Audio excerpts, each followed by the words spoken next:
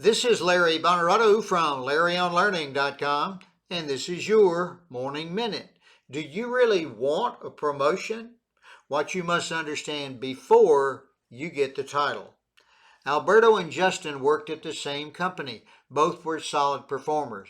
Both believed they had earned a promotion, but their outcomes were very different. Promotions often arise when managers are reassigned, when teams expand, or when vacancies open up. Yet, many assume that their current success, or simply their time served, will automatically lead to advancement. It doesn't work that way. Excelling in an individual role doesn't mean someone is ready to lead a team. Leadership requires a different skill set: organizing, motivating, and developing others. Likewise, how long you've been on the job is not a reliable indicator of leadership potential. Promotions are earned by those who actively prepare for the next level, not those who just wait their turn. Alberto made his ambitions known early.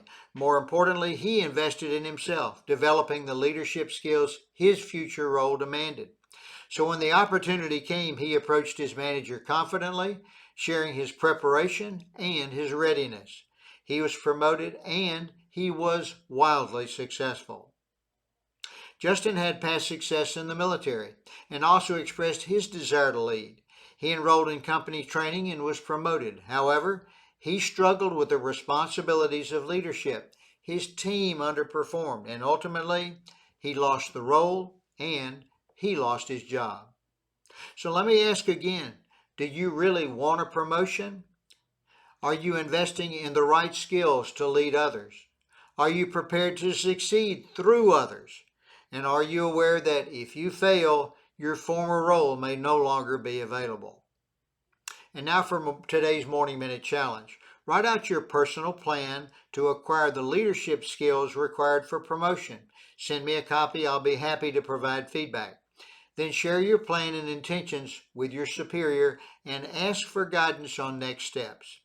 So I ask again, do you really want a promotion? And that is today's Morning Minute.